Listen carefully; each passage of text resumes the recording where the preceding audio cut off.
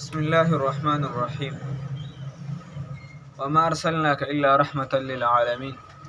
عزتمندو مسلمانانو، الله رب العزت فرمایي چې نبی کریم صلی الله علیه وسلم موږ نه دی رالیږلی مګر رحمت د تمام عالم دپاره،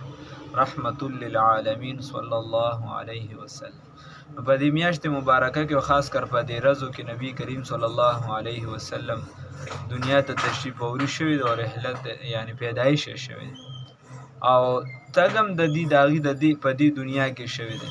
اوس اگر که دا یو ځان له یو بحث دی چې داغي یعنی هغه ډېره مضبوطه خبره کومه ده، خلک اوس 12 ربیع الاول یادي چې په دې پیدا شوی دی. خو اصل خبره خو دا ده، دا قابل تحقیق ده، بلکې تحقیق به د علماو شوی دی چې د راتلو خبره 12 ربیع الاول کولو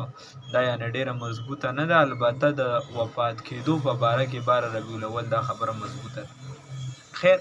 په دې باندې چونکې رس تر ورځه فرقې جوړېږي، رس تر ورځه خلک مختلف کېږي، نو فطرتي طور یو خو مسلمان ته هغه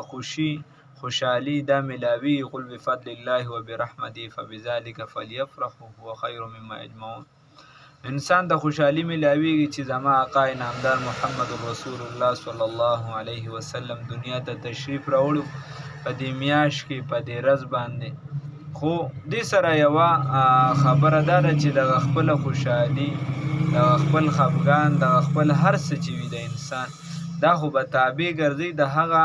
راغلی، د هغه عظیم شخصیت، د هغه عظیم رهنما، رهبر، مقتدا، پیشوا کم چې ته رهبر او رهنما ګڼې په چا باندې چې ته خوشحالي کوي، نو د هغه د قانون مطابق به جوړې صلی الله علیه وسلم. نو چې هغه کومه طریقه موږ ته د خوشحالۍ ښودلې ده، پکار ده موږ په هغه طریقه باندې کو. دا پټاخې خلاصولو، دا رڼاګانو، دا یو بل له درېیم اختر پکې راوستل وغیره، داسې احادیثو کې د دې څه نشته، صحابو دور کې نشته، وروستو بلا دور 15مې صدۍ پورې نشته. نو چې موږ د دغه غیر شرعي څیزونه پکې ځان لرې وساتو. بیا هم که کوم بعضې کسان شرعي قانون لاندې یعنی د څه پروګرام د سیرت جوړ کړي، حتی که د میلاد نوم هم ورکړي چېرته او هغه ورځ معینه نه کړي او په هغې کې چې دی بس نعتخواني وشي،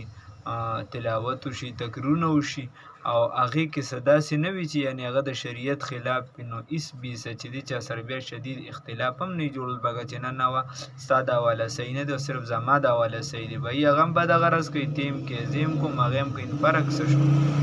خبره دا ده نه هېڅ بیسه اختلاف هم نه کول او هېڅ بیسه داسې کول چې ضدبازي او د هغې نه یو غیر شرعي څیز جوړول دا هم نه دي پکار. نو خوشحالي که انسان کوي، که څومره اعمال کوي چې دا د شریعت د دایرې دننه وکړي، نور خوشحالي هر مسلمان تاسې ضروري نه ده چې خلک وایي دا پلانکې فرقې والا مسلمان دی نو بس صرف ما ته د خوشحالي حق دی یا زه به خوشحالېږم دی عشق نه کوي. نه، اوس عاشقان به اهل حدیث هم وي، دیوبندیان به هم وي، بریلیان به هم وي، پنجپیریان به هم وي، نور مولویان به هم وي، څومره هم چې د دین خو چې مسلمانان وي شرط پکې دا د بنیادي خاتم النبیین مني، رسول الله صلی الله علیه وسلم باندې د ختم نبوت یعنی عصمت انبیا عقیده مني، د رسول الله صلی الله علیه وسلم باندې د عصمت ختمېده مني وغیره، نو بیا به چې دی دغه ټول دا خوشحالېږي د نبي کریم صلی الله علیه وسلم په راتګ باندې، په هغه باندې په ایمان راوړلو باندې خوشحاله دي او الله رب العزت د دغې سره وفات راکړي او الله رب العزت په دغه باندې برقرار وساتي.